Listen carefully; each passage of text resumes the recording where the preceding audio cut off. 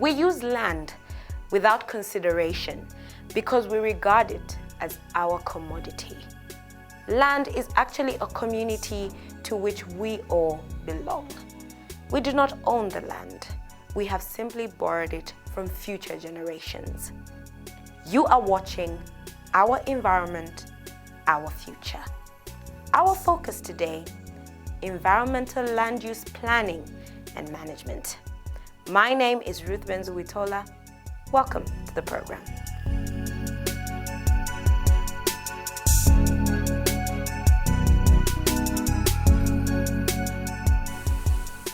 Land is one of the most essential natural resources for the survival and prosperity of humankind.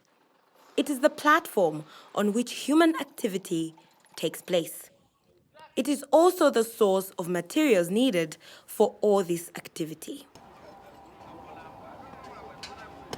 All Zambians now know the importance of land at both local, family, and at national level.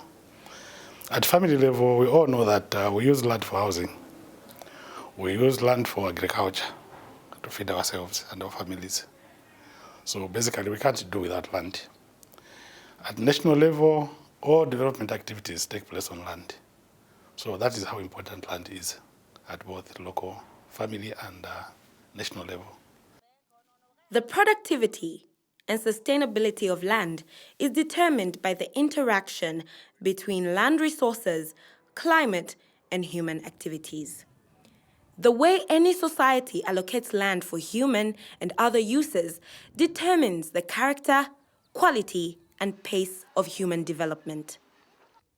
Improper land management can lead to land degradation and a significant reduction in productivity and service functions of watersheds and landscapes. But what exactly constitutes improper land management? Improper land management relates to activities that have adverse effects on the land. We have issues to do with unplanned settlements. When we've got unplanned settlements, what it means is that even services, to deliver services to those settlements, it will be very difficult. When land is properly managed, provisions are made for health services, security services, and all other services that are required for the well-being of the communities. But improper settlements or unplanned settlements, we have situations where now even diseases, they actually end up now engulfing our communities. So that's why it's very, very important that for communities and land is properly managed. The United Nations defines sustainable land management as the use of land resources, including soils, water, animals, and plants, to produce goods to meet changing human needs. Sustainable land management also ensures the long-term productive potential of these resources and the maintenance of their environmental functions. With a growing population, Zambia has seen a torrent of developmental activities, agricultural and industrial growth, and the expansion of urban areas. Without adequate land use planning and management, all this development can disturb important ecosystems, and the consequences can be severe. Some of the impacts of improper land use planning, and particularly on the environment, on the resources that the earth has. Water is a finite resource, and if you have developments that are not planned, you have a risk of even coming into problems with water supply. There will be water scarcity. as well as a threat of contamination of the water resource. Apart from maybe the threat on water resource, is the land itself. When you have developments that are not coordinated or properly planned, you risk degrading the land, because you would need to plan upfront how you're going to use certain resources. For instance, there are forests that we have. These also ought to be managed well, because forests play a very important role. And right now, those are some of the things that you can use for mitigation in terms of climate change, because the forests are able to absorb carbon dioxide and turn it into oxygen. So that helps also to use these limited resources that we have in a coordinated manner. Then the other challenge of overpopulation. At times, we may have a place that may not accommodate a given number of people. So if you don't have a plan, you find that the area that was initially maybe meant to cater for maybe 2,000 people, you would have in excess of what you would need. And that in itself, the population growth will also impact negatively, because all those people would need resources. Now, do we have enough water? Do we have enough land for the people to build their houses or to carry on with their developmental activities? Hence the need of planning. We need to plan adequately so that we can use these finite resources in a manner that is good for the environment, as well as also for ourselves.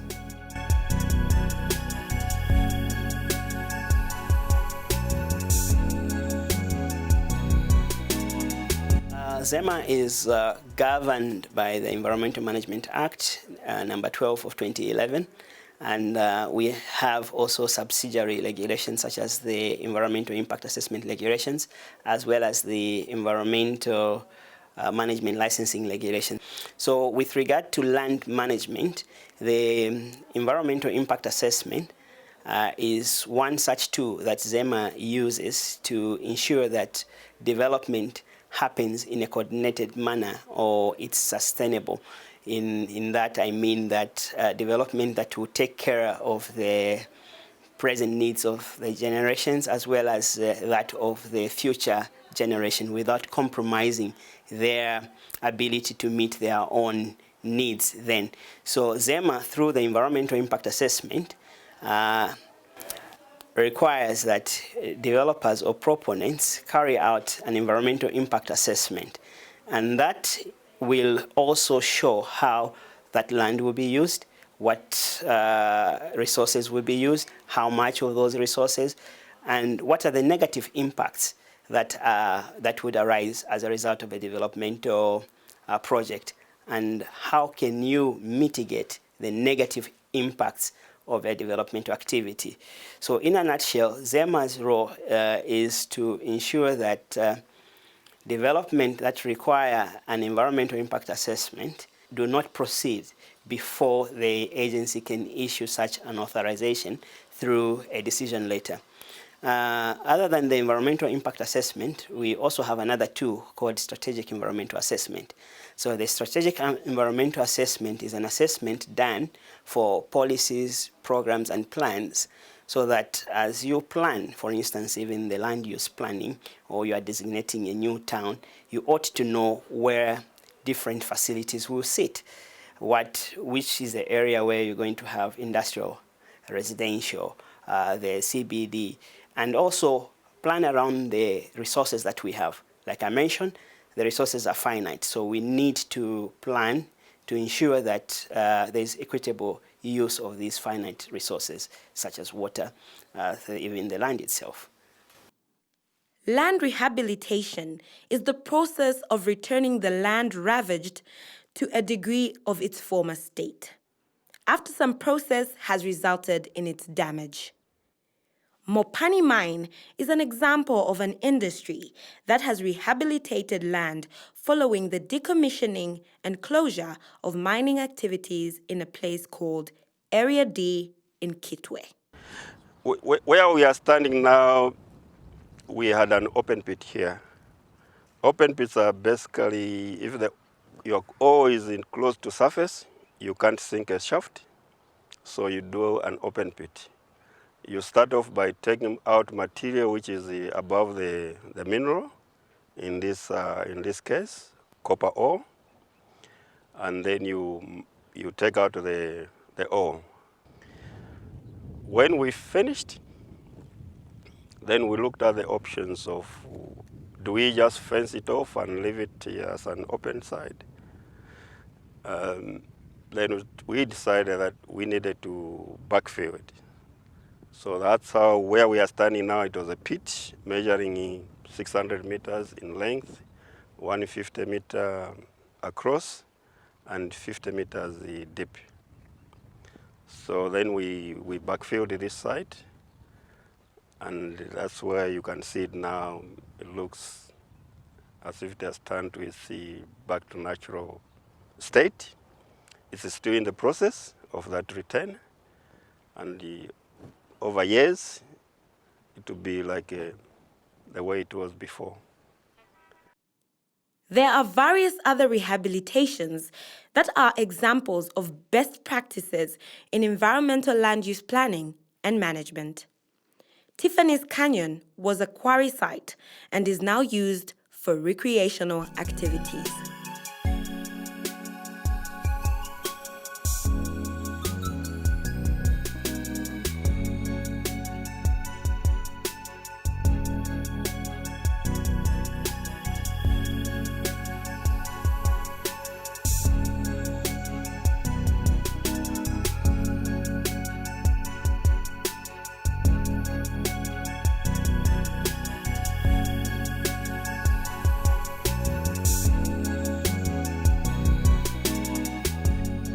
Another example is Mamba Collieries, that rehabilitated a mining dump into a green hill with flourishing wildlife.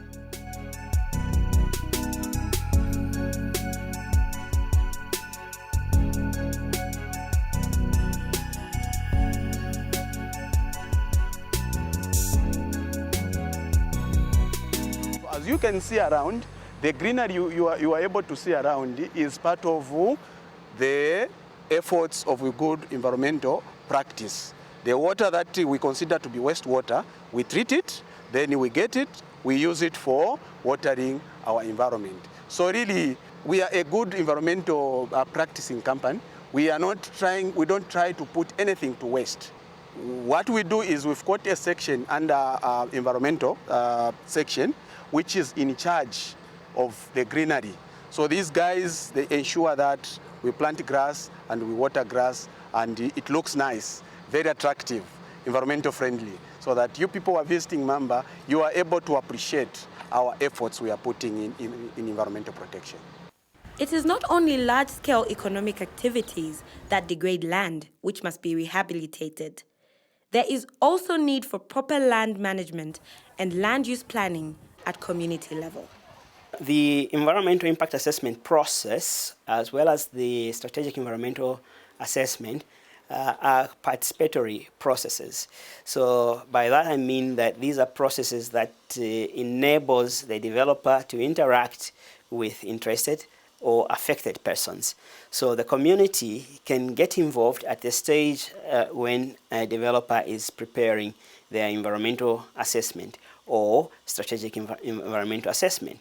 So there is a requirement that whoever is coming up with a project consults the interested or affected parties and articulate their plan to them. This is what we intend to do, and this is how we are going to address the negative impacts. So at that stage, if the community has concerns, they should air their concerns, and the developer's responsibility is to take care of the concerns that the community may have and bring to say, maybe this is what we are going to do in order to address whatever concern that the community might have. So at the stage of consultation through the environmental impact assessment as well as the strategic environmental assessment, it allows for the community to take part in that. And ZEMA also is mandated by law to have public hearings for projects which the community or interested and affected persons have raised concern. So we are obliged to have an engagement directly with the community that may be affected by a given project. So there would be that avenue that is given for them to air whatever grievance that they may have concerning a project. The project will be tabled within this month, and the report from this meeting will also be one of the key issues that the agency will consider.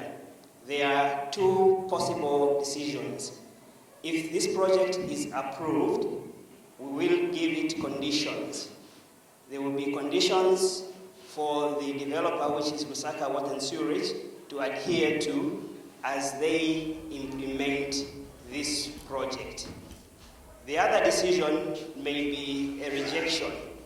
If the project is rejected, the agency is mandated to state the reasons why that project has been rejected.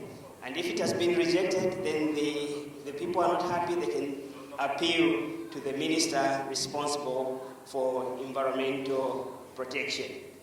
And our responsibility is to ensure that the developer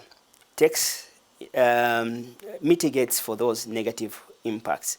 And as ZEMA, when a project is approved, we will stipulate conditions for operation. And those conditions, some of which come from the community themselves, from the concerns that they may have, we will turn those into conditions.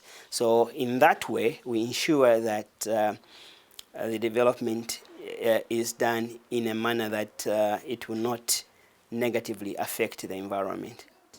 The beauty about our land use planning is that we have actually given it to the local authorities and the planning authorities.